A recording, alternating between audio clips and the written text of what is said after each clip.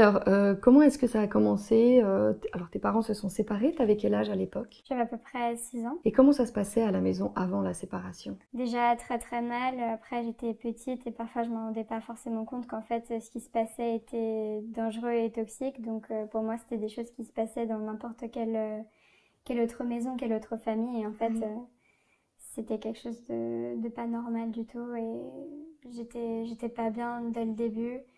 Et qu'est-ce qui se passait à la maison? Ben, on n'avait pas. Enfin, mon père était très violent avec nous, côté physique, émotionnel, Quand tu dis nous, tu psychologique. parles de ta mère et toi? Oui, c'est ça. C'était vraiment très bizarre. J'avais tout le temps la boule au ventre quand je rentrais chez moi. Je ne parlais jamais des amis, ou si j'en parlais, enfin, ils me croyaient pas. C'était, en fait, on se sent très, très seul, quoi. Est-ce que tu arrivais à en parler à ta maman, avec ta maman? Non, pas forcément, parce que, enfin, pour moi, ma maman m'a toujours protégée, donc je pense que, enfin, après, je me suis dit aussi, enfin, vu que c'est papa et maman, ils s'aiment et c'est normal, quoi. Ouais, c'est un peu le côté idéaliste d'un enfant. Ouais, c'est ce qu'on se dit quand on est enfant. Et alors, tes parents se sont séparés. Quelle était ta relation avec ton père à ce moment-là? Très mal.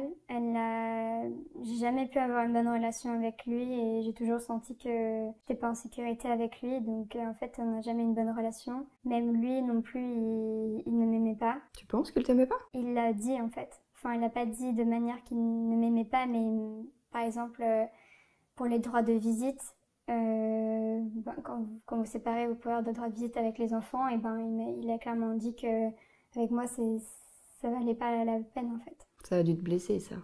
Ça, ça m'a blessée, mais ça m'a aussi fait du bien parce que je me suis dit, bah tant mieux, parce que comme ça, j'ai un poids en moins à devoir gérer et que ma mère a aussi à devoir gérer ça en fait. Donc je me suis dit en fait finalement tant pis et tant mieux parce que de toute manière c'était pas une bonne personne et de toute manière cette personne-là ne veut pas me voir, elle ne veut pas chercher à ennuyer ma mère à vouloir me voir alors qu'en fait il en a juste rien à faire de moi, quoi. Alors, ton père ne voulait pas te voir, et ça, c'était au tout début de la séparation ou c'était plus tard dans la séparation? Parce que, du coup, dans son argumentaire, j'ai envie de dire juridique, il parlait d'aliénation parentale. Il disait que finalement, le fait que tu ne veuilles pas forcément le voir, c'était parce que ta maman t'en empêchait ou parce que ta maman t'avait dit qu'il ne fallait pas voir ton Oui. père. Est-ce que c'était un peu le cas chez vous? Cela n'a jamais été le cas. Ma mère a toujours été honnête depuis le début. Elle nous a dit, nous a toujours demandé est-ce que vous voulez voir votre père, si vous voulez le voir, enfin, tu me le dis quoi, ce qui est normal. Et donc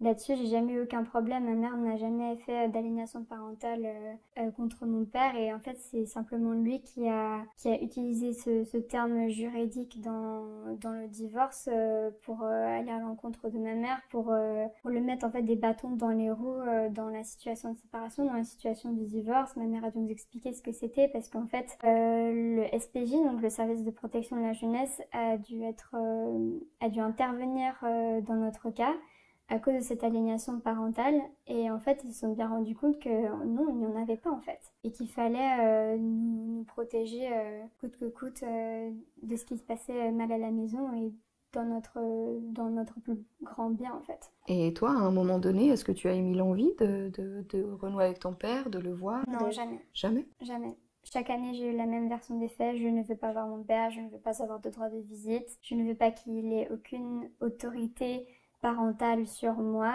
et ça a duré le même discours pendant jusqu'à mes 18 ans, quoi. Tu parlais d'autorité parentale justement.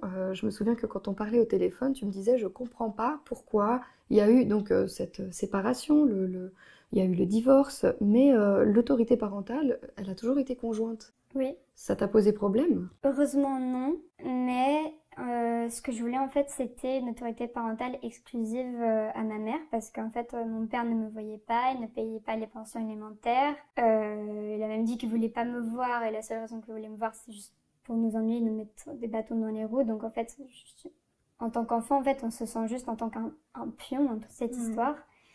C'est vraiment dénigrant et cette autorité parentale, je la voulais excuser à ma mère parce que je me suis dit si je veux faire une activité, si je veux partir en voyage alors que je suis encore jeune, sans ma mère, vous savez, genre des camps scolaires ou quoi. En fait, il faut l'autorité parentale conjointe, donc y compris de celle de ma mère, y compris celle de mon père. Et je sais très bien que coûte que coûte, on lui aurait demandé et il aurait refusé juste pour nous énerver. Donc tu t'es empêchée de faire des activités juste parce qu'il fallait lui demander la permission. Oui. Et j'ai demandé au juge, est-ce qu'il nous voit, est-ce qu'il comprend la situation. Je me suis dit, je vais directement lui demander en face à face qu'il me voit moi et qu'il m'entende. Et ça a été fait. Et je pense que c'était fait parce que c'était dans mon droit, donc il l'a fait. C'était une procédure, il l'a fait. Mais en fait, tout ce que j'ai dit, il m'a pas entendu. À la fin, il a juste décidé ce qu'il avait toujours décidé et en fait, il a juste dû me voir pour me voir. Peut-être qu'il s'est dit aussi, comme on aurait peut-être tous envie de penser, qu'un enfant de 6 ans, 6-7 ans, à ce moment-là, c'est difficile de se dire qu'un enfant de 6-7 ans a vraiment décidé catégoriquement de ne pas revoir un de ses parents. Alors en fait, le fait de voir le juge a été fait que 6 ans plus tard. En fait, donc tu avais 12 ans. J'avais 12 ans, normalement c'est à l'âge qu'on s'est entendu, qu'on a une capacité de discernement et tout. Et donc en fait, j'avais 6 ans, j'ai dû attendre 6 ans et après 6 ans, après avoir dit pendant 6 ans toujours la même chose, jusqu'à encore aussi mes 18 ans, il me l'a refusé. Il m'a refusé cette autorité parentale exclusive et je ne sais toujours pas pourquoi. Il n'y avait pas de raison à la garder. Je veux dire, vous pouvez être un père biologique, mais être parent, ça s'apprend et ça s'entretient et il n'a pas joué son rôle. Donc dans ce cas-là, s'il n'a pas fait son devoir, il n'a pas de droit. Oui, effectivement, je comprends tout à fait ton point de vue. Aujourd'hui, tu n'as plus du tout de relation avec ton père ? Non, aucune. Tu aimerais bien renouer et puis peut-être essayer de comprendre un peu ses motivations ? Franchement, je trouve que ça en vaut pas la peine. Et je me sens tellement mieux comme ça. J'ai fait toute ma vie avec ma famille telle qu'elle est et elle me fait du bien et elle m'a toujours été là pour moi, elle m'a toujours supportée. Donc j'ai jamais vu l'intérêt d'aller chez quelqu'un qui en a juste rien à faire d'une personne et auquel je sais qu'il ne m'apportera rien de bon dans ma vie. Donc en fait, non. Est-ce que ça te blesse quand même ? Non. De ne pas avoir de relation avec ton père ?